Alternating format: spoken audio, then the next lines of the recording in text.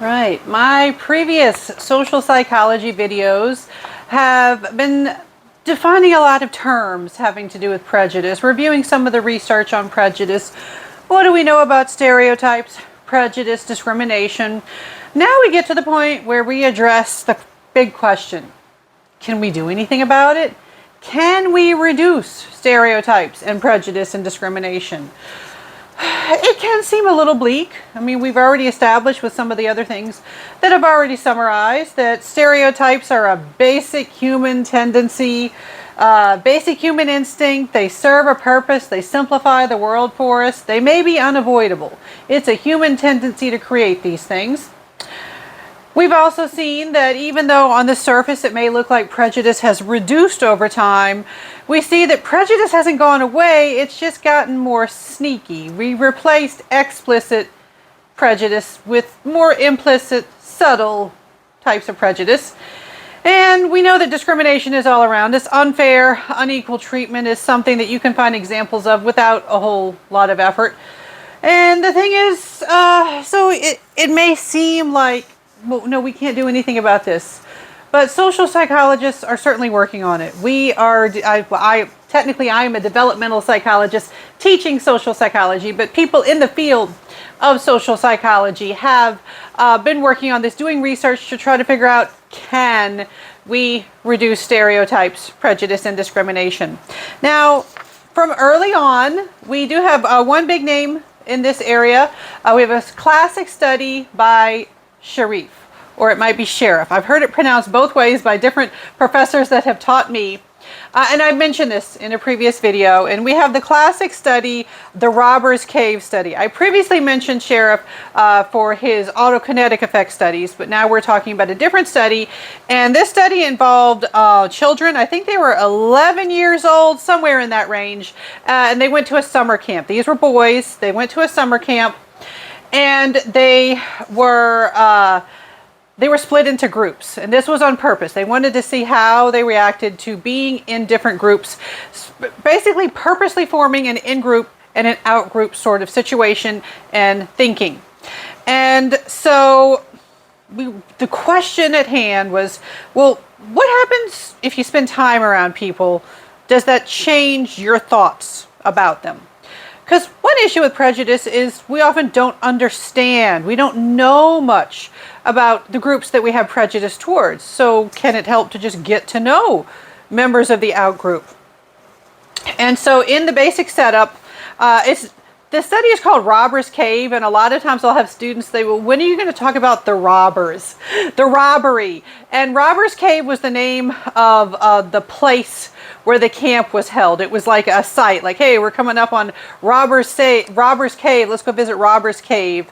And so this was a summer camp, and they broke the boys up into teams or groups, and they got to choose their own mascot. They chose the Rattlers and the Eagles.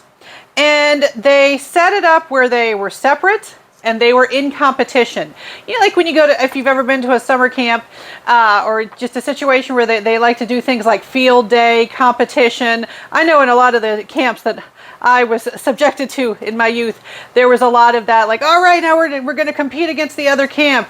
We're gonna give out ribbons. We're going to give out trophies, and yay. And you get really into it, and later you're like, what do I care if I'm this trophy?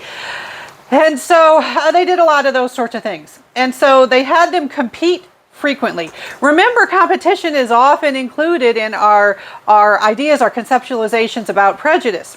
And so they had them compete, and eventually they formed strong in-group and out-group thinking, and they had strong hostility towards their out-group. If you'd ask an Eagle, what do you think of the Rattlers? Like, I hate the Rattlers. They're a bunch of idiots. They describe them in negative tone, negative phrases. Same thing if you ask the Eagles about the Rattlers and vice versa.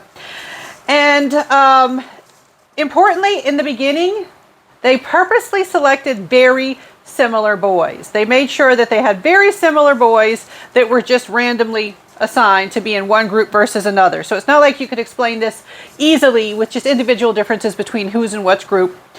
And they had minimal adult supervision, so they were allowed to just go wild with their negative, hateful thinking about the other group.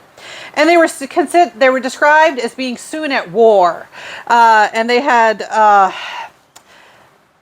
situations where they tried to bring them together, like when they tried to have a meal together and a food fight broke out, right? So that was like, okay, well, we can't just put them together. That doesn't seem to solve things. They had to try to have like a mixer or something like that, and they were throwing insults and acting like, I can't stand this other group. So just forcing people together, forcing people from different groups together does not seem to be effective, and this is consistent with that. You can't just say, here, go spend time with that group. That doesn't seem to be effective in reducing prejudice. Like, the idea of mere exposure does not seem to be enough. Now, we can go back to another researcher, another social psychologist, is Alport.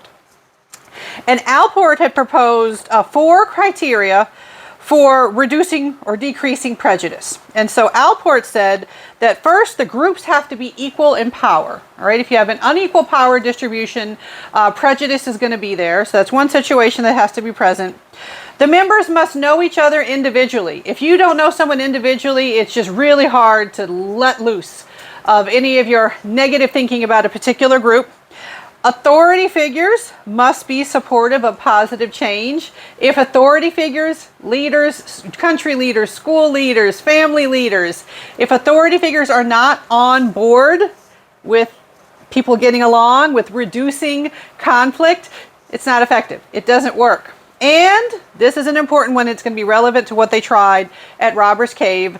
Groups must work together toward a common goal. Working on something together seems to be really critical in getting people to get along and to reduce prejudice.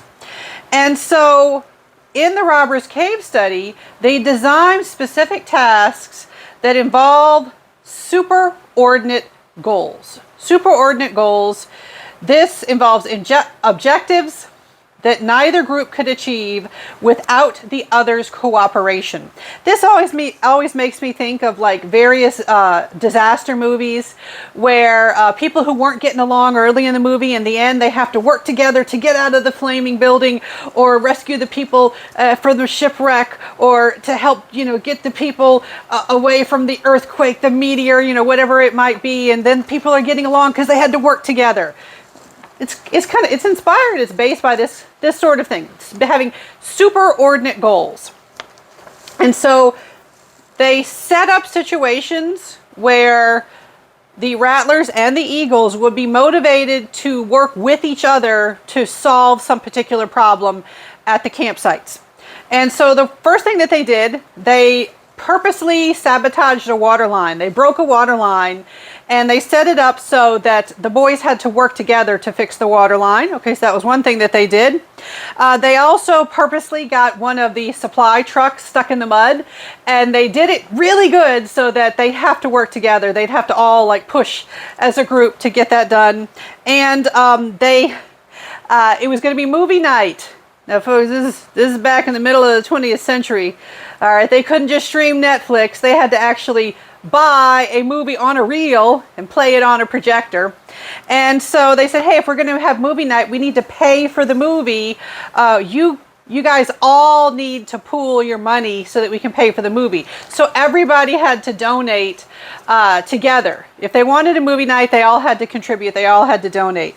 So they set up situations where they would all be working towards the same goal, and they would all benefit from that goal being met. And by the end of the 3rd week, when they were trying all of this, by the end of the 3rd week, they began to act as friends. Everybody was getting along. They were acting as friends, and they appeared to have enjoyed the camp, at least based on how they said. In fact, in one of the write-ups that I read, they put in the description that on the way home, they had arrived in separate buses, because in the beginning, they wanted to keep them as separate as possible. And so they arrived on separate buses, and they requested to all ride on the same bus or have mixed groups in the buses. And so, that's an example. They were getting along.